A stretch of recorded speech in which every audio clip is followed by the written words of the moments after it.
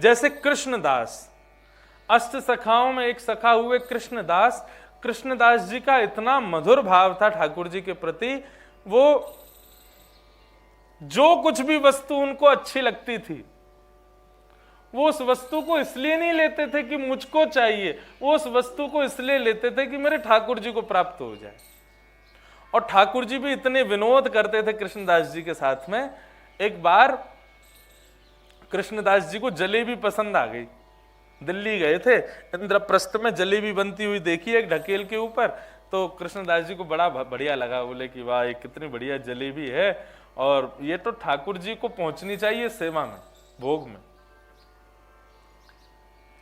ये भाव रख करके लेकिन मन में विचार किया, बोले ढकेलों की जलेबी। अब देखो एक चीज आप लोगों को स्पष्ट करूं, जो लोग बिहारी जी जाते हैं, राधा वल्लभ जी, राधा गोविंद देव जी, श्रीनाथ जी आदि जाते हैं, तो कई लोग क्या करते हैं, भोग मिठाई के रूप में कहां से लेके जाते हैं, भोग लेकर के जाते हैं ये दुकानों से, मिष्ठान दुकान आदि इन सब से। ठीक है, आपका भाव है, लेकिन वो ठाकुर जी स्वीकार नहीं करते होंगे। क्यों? आपने पेड़ा खरीदा, आपसे पहले ना जाने कितने लोग उस पेड़े को लेके चले गए और कितने लोगों ने खा लिया होगा, कितने लोगों ने उसको अपने मुख से लगा लिया। बना तो एक ही जगह पर था वो पेड़ा। अब ये तो वही बात हो गई कि भोग बना घर में, लेकिन किसी को ज्यादा भूख लगी थी तो बिना ठाकुर जी को भोग लगाए उसको थाली लगा के पहले दे दी। बोले ठाकुर जी की थाली अलग है, ये कोई बात थोड़ी होती है। भोग लगा, सबसे पहले थाली ठाकुर जी की जानी चाहिए। अब हम जो स्वीट्स वगैरह खरीदते हैं वो ना जाने कितने लोग पहले ले जा चुके हैं और कितने लोगों ने उसको झूठा कर लिया खा के। अब आप उसको ले जाते हो जाके बिहारी जी के मंदिर में या कहीं भी चढ़ा देते हो, ठीक है, पुजारी लोग आपके भाव को स्वीकार करते होंगे, लेकिन ठाकुर जी नहीं ग्रहण करते होंगे। ठाकुर जी के लिए तो अपने घर से बिल्कुल नवीन अपरस के भाव से बना करके लेके जाओ, जिस पर किसी की दृष्टि ना पड़ी हो, जिसको किसी ने ग्रहण ना किया हो, जो केवल ठाकुर जी के लिए हो, ऐसा बना के लेके जाओ, तब ठाकुर जी स्वीकार करते हैं। कृष्णदास जी बोले ढकेल की बनी हुई जलेबी ठाकुर जी को नहीं दूंगा, खुद बनाऊंगा जाके। मन में विचार करने लगे, रात्रि में ही सब सामान खरीद लूंगा और सवेरे बढ़िया अपने हाथों से नहा धो करके बना के फिर ठाकुर जी के भोग में लेके जाऊंगा। लेकिन ठाकुर जी ने उनका भाव ऐसा स्वीकार किया कि रात्रि में जब लौट के आए दिल्ली से तो शयन हो रहे थे श्रीनाथ जी के। श्रीनाथ जी के दर्शन करने के लिए, शयन का पद गाने के लिए कृष्णदास जी जब सन्मुख पहुंचे, जैसे ही पर्दा हटा तो क्या देखा, शयन के आवेश में, शयन के आवरण में ठाकुर जी खड़े हैं, लेकिन अपनी उठी हुई भुजा में जलेबियां लेकर के खड़े हैं। यहां पर जब जलेबी लग रखी हुई देखी, कृष्णदास जी के नेत्र सजल हो गए। जय हो नाथ, मैंने तो केवल भाव रखा का आपके लिए तैयार करूंगा, आपके लिए सिद्ध करूंगा, लेकिन आपने उससे पहले स्वीकार कर लिया। ठाकुर जी बोले मेरे सखा के मन के भाव वो मेरे भाव है, उसकी पूर्ति करना वो मेरा धर्म है, मेरा लक्षण है, इसलिए मैं उसको पूर्ति करने में जरा भी संकोच नहीं करता, विलंब नहीं करता। जितेंद्रिय का मतलब ये भी मान सकते हो कि फिर जो भी कुछ भाए आपको, आंखों को किसी का रूप भाया, कानों को किसी का स्वर भाया, जीव को कहीं का स्वाद भाया, तो ये सबसे पहले आपका भाव आ जाए कि ये वस्तु ठाकुर जी को देने योग्य है, ये तो मेरे लाल जी की सेवा में पहुंचनी चाहिए। कहां तक कहें, कितनी प्रसिद्ध कथा है, मैं अपनी कथाओं में कहा करता हूं। यही कृष्णदास जी आगरा में एक बार एक वैश्या का नृत्य अच्छा लगा इनको। आगरा में एक वैश्या का नृत्य और गायन इतना भाया श्री कृष्णदास जी को, कृष्णदास जी उसके पास पहुंच गए। नगर वैश्या जैसे ही पहुंचे, पहुंच करके उस वैश्या से बोले, हमारे नाथ के सामने नृत्य करोगी, हमारे सेठ जी के सामने गाओगी। वैश्या ने क्या सोचा था कि कोई ठाकुर जी थोड़ी होंगे, उसको लगा कोई सेठ ही होगा। उसने कहा कितना मिलेगा मुझको? कृष्णदास जी बोले 100 रुपया तो अभी रखो। उसने जीवन में 100 रुपया नहीं देखा था। वैश्या ने 100 रुपया देख करके बोली 100 रुपया अभी रखना है और बाकी बाद में मिलेगा? बोले हाँ। बोले मतलब 100 से भी ज्यादा मिलेगा? बोले हाँ। कृष्णदास जी बोले क्यों? बोले क्योंकि मुझे 100 रुपया कभी कोई नहीं देता, लेकिन आप जरूर किसी धनवान सेठ के सेवक हैं, तभी मुझे 100 रुपया दे रहे हैं। आप 100 दे रहे हैं तो सेठ ना जाने कितना देगा। उसको क्या पता थी सेठ कौन है। सुंदर श्रृंगार करके चली गई कृष्णदास जी के साथ में। इसे कहेंगे जितेंद्रिय। भाई तो थी कृष्णदास जी के नेत्रों को, सुंदर है, अच्छा नृत्य कर रही है, अच्छा गा रही है, स्वर बढ़िया लगे कृष्णदास जी के कान को, लेकिन उन्होंने तो तत्क्षण उसको न्योछावर कर दिया ठाकुर जी के लिए। ठाकुर जी के पास जानी चाहिए। लेकर के गए, मंदिर में ले जाकर के खड़ा कर दिया। कपाट लगे थे श्रीनाथ जी के। वैश्या कहने लगी, कहाँ है आपके सेठ जी? बोले अभी भोजन अरोग रहे हैं, अभी भोजन के बाद में दर्शन देंगे, और दर्शन खुलते ही नृत्य करना। जैसे ही कपाट खुले श्रीनाथ जी के, ऊर्ध्वबाहु, एक भुजा कटी पर, नीचे नेत्र, मंद मुस्कनिया, गोल कपोल, सुंदर ललाट पर शीश पर पाग विराजी है श्रीनाथ जी के। ऐसा सुंदर दृश्य देख करके वो वैश्या मोहित हो गई, नेत्रों से निहार रही है, मुख से चाह तो रही है कि कुछ गाऊं, लेकिन इतनी गदगद हो गई है कि कंठ से स्वर नहीं निकल रहा है। चाह तो रही है कि मैं नृत्य करूं, लेकिन पैर रखती कहीं है, जाता कहीं है। ऐसी स्थिति हो गई। हम सब ठाकुर जी के लक्षण तो सब जानते हैं, लेकिन एक बार नारद जी ने ठाकुर जी को पकड़ लिया। बोले ठाकुर जी एक मेरी बात सुनो। बोले बताओ। आपके लक्षण तो सब बताते हैं, लेकिन जरा अपने भक्तों के लक्षण बताना, भक्त के लक्षण क्या होते हैं? ठाकुर जी स्वयं कह रहे हैं मेरे भक्त का लक्षण क्या है। वाग्गदगदा द्रवते यस्य चित्तम रुदत्यभिक्षणम हसति क्वचिच्च विलज्ज उद्गायत नृत्यते च मद्भक्ति युक्तो भुवनम पुनातु। मेरा दर्शन करके जिसकी वाणी गदगद हो जाए, वाग गदगदा, और द्रवते यस्य चित्तम, जिसका हृदय द्रवित होकर के पिघल जाए, और रुदत्य भिक्षणम हसती क्वचिच्च, कभी भी मेरी याद करके जो रोने लग जाए, और कभी भी मेरा स्मरण करके जो हंसने लग जाए। विलज्ज उद्गायत नृत्य तेज, लज्जा रहित होकर के जो नृत्य करने लग जाए, ताल का ध्यान ना रखे, वस्त्रों का ध्यान ना रखे, अपने रूप का ध्यान ना रखे। विलज्ज उद्गायत नृत्य तेज। नारद जी से भगवान कहते हैं, नारद मद भक्ति युक्तो, वो मेरा भक्त है, भुवनम पुनातु, वो मेरा भक्त है। उस वैश्या की स्थिति ऐसी हो गई, चरण रखती कहीं है, जाता कहीं है, बोल कुछ रही है, निकल कुछ रहा है, नेत्रों से आंसू ही आंसू बह रहे हैं। रुदन करते करते करते करते श्री कृष्णदास जी को देखती है और प्रार्थना करती है, बोले नाथ मैं इनको अपना गायन नहीं दे सकती, अपना नृत्य नहीं दे सकती। क्यों?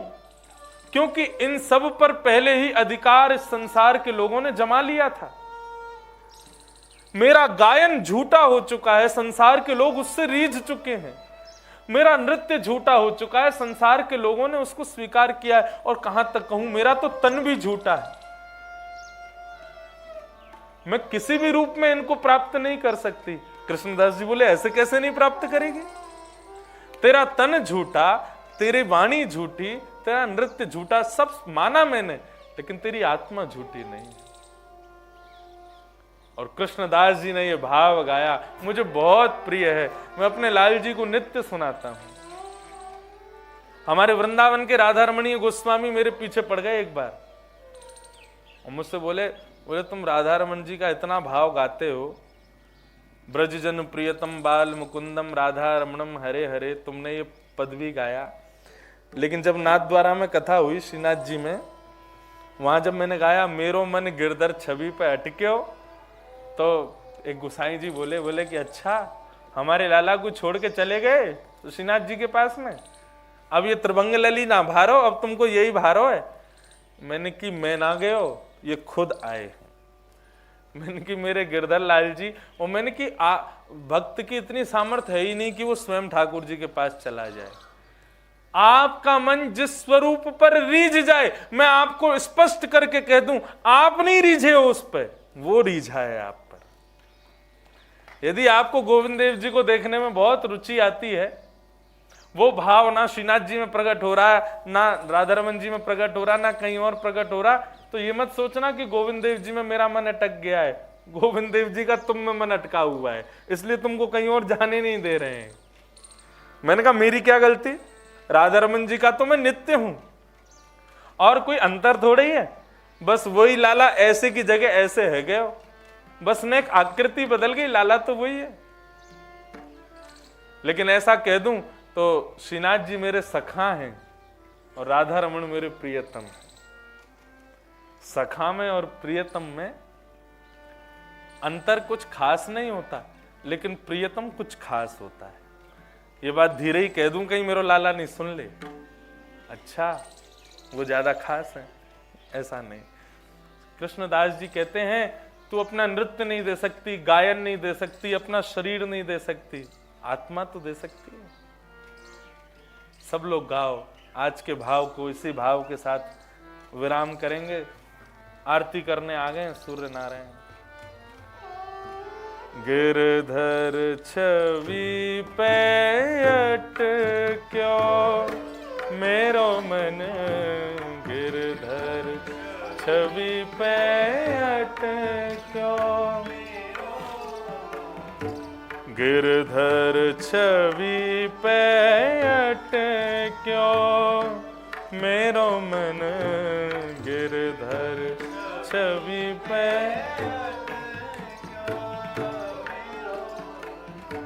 गिरधर छवि पे अटक्यो मेरो मन, गिरधर छवि पे अटक्यो। ललित त्रिभंगी चाल पे चल के, ललित त्रिभंगी चाल पे चल के, ललित त्रिभंगी चाल पे चल के, ललित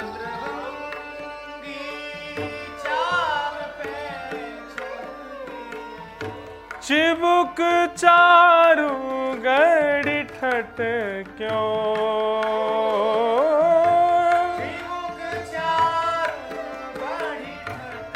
आहा। कृष्णदास जी क्या कह रहे हैं, बोले हम सबका चित्त जो है वो लोहे के समान है और श्री गोविंद देव जी चुंबक के समान है। यदि उनके पास जाकर के तुमको ऐसा ना लगे कि गुरुत्वाकर्षण है, कोई खींच रहा है, ये मैग्नेटिक पावर हमको अपनी ओर खींच रही है, बार बार मंदिर से निकलते समय भी ऐसा मन ना करे कि पीछे मुड़ के जरा देखते लूं, एक बार और निहार लूं, तो फिर दिखवा लेना तुम्हारी चुंबक कहीं खराब ना हो गई हो। क्यों? तुम्हारा लोहा कहीं उस पर जंग ना लग गई हो, तभी चुंबक के संपर्क में नहीं आ रहा है, नहीं तो वो कौन है? चिबुक चारू गड़ी ठट क्यों, ओ चिबुक चारू गड़ी ठट मेरो मन, गिरधर छवि पे अटक्यो मेरो मन।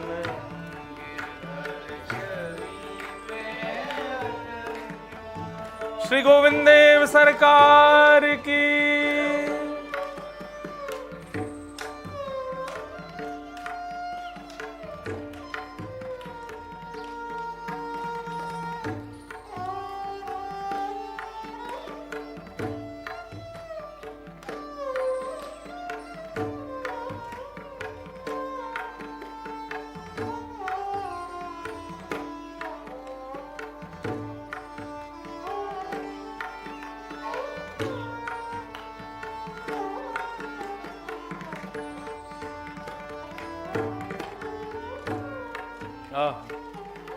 कृष्णदास जी कहते हैं कि ठाकुर जी ने तुमको स्वीकार किया, ये तुमको प्रमाण कैसे मिलेगा? तो प्रमाण यही है कि एक बार गोविंद देव जी का दर्शन करने के बाद, एक बार नाथ को अपने नैनों में भरने के बाद में फिर संसार में किसी को भी देखोगे तो कोई भाएगा नहीं। और यदि ठाकुर जी के देखने के बाद भी कोई और भाग गया तो फिर अभी समझ लेना कि अभी ठाकुर जी ने स्वीकार किया नहीं। सजल श्याम घन वरण लीन है, सजल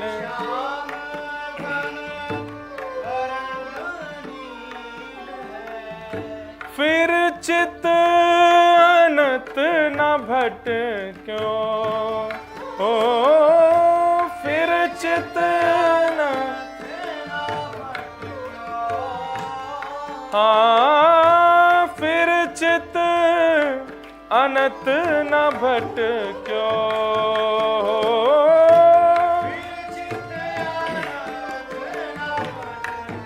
ओ मेरो मन गिरधर छवि पे अटक्यो, मेरो मन गिरधर छवि पे, हाँ मेरो मन गिरधर छवि पे अटक्यो, मेरो मन।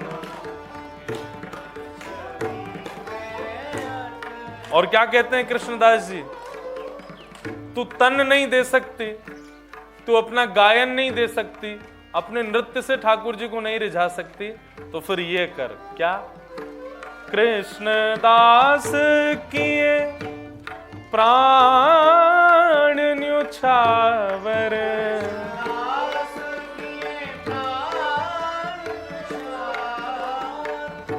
कृष्णदास के प्राण न्योछावर,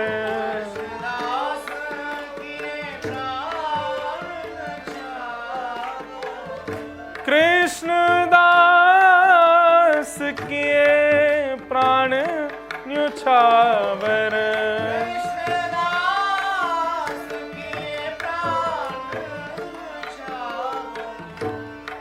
कृष्णदास किए प्राण न्योछावर,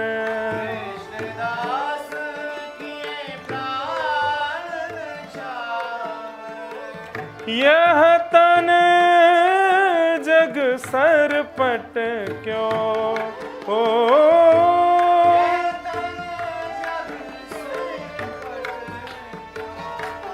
हाँ यह तन जग सरपट क्यों, हो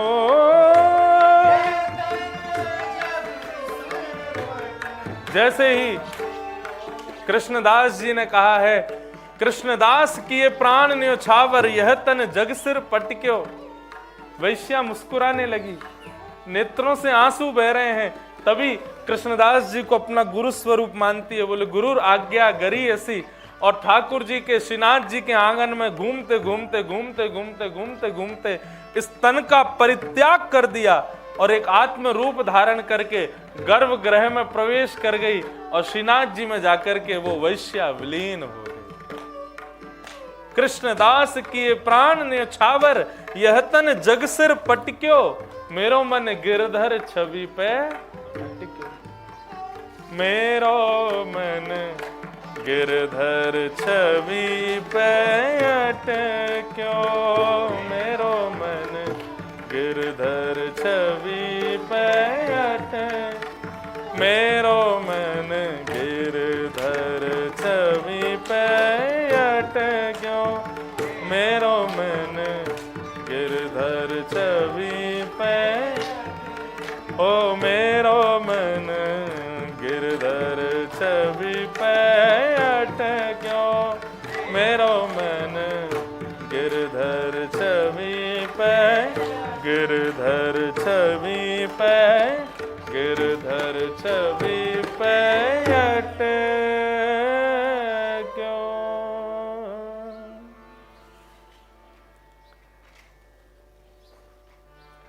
सखा यदि आज्ञा दे, कथा का प्रारंभ हुआ था, तो नाथ मिल सकते। नहीं तो नाथ नहीं मिलेंगे। और यदि एक बात और कहूं, किसी को ठाकुर जी का सखा बनना है तो भी सखाओं से आज्ञा लेनी पड़ेगी। इसीलिए तो मैं नित्य इन अष्ट सखाओं के पदों का भाव गाता हूं। इन पदों का आश्रय लो, इन पदों के आश्रय से इन सखाओं से आज्ञा मांगो। और आज्ञा मांगने की जरूरत नहीं, इन पदों का आश्रय ले लिया तो सखा आज्ञा दे देंगे। चलो हमारो नाथ अब आपको है, आपको भी उस सखाओं की मंडली में स्वीकार कर लेंगे। इसलिए इन सखाओं को स्वीकार करो, वंदन करो, नमन करो। 3 गुण सखा के हमने 2 दिन में जाने। कौन कौन से? पहला विरक्त, और सबके प्लान बी भी मैंने बता दिए। प्लान ए तो यह है कि विरक्ति, और प्लान बी क्या है? जिसमें आसक्ति है उसी में ठाकुर जी का भाव। दूसरा बताया प्रशांत, शांत रहो, कम बोलो, कम देखो, कम सुनो, अपने इंद्रियों को अवकाश दो, ठाकुर जी के सन्मुख ही उनको रखो। और तीसरा बताया जितेंद्रिय, अपनी इंद्रियों से प्रकट होने, या तो इंद्रियों की इच्छाओं को समाप्त करो, या इंद्रियों की इच्छाओं को, इंद्रियों की इच्छा या अपनी इच्छा ना मान के ठाकुर जी की इच्छा मान के उसको पूर्ण करो। लेकिन इतना विवेक रखना है कि जो इच्छा हम प्रकट कर रहे हैं वो ठाकुर जी के योग्य होनी चाहिए। ऐसा कोई भाव ना हो कि आप किसी अन्य ऐसी वस्तु के प्रति अपना भाव रखो जो ठाकुर जी की सेवा में लाने योग्य ना हो, और भाव ठाकुर जी का रख दिया जाए, ऐसा भी ना हो। उसका विवेक का ध्यान रखना है। ये 3 लक्षण हमने 2 दिन में सुने सखाओं के जो होने चाहिए।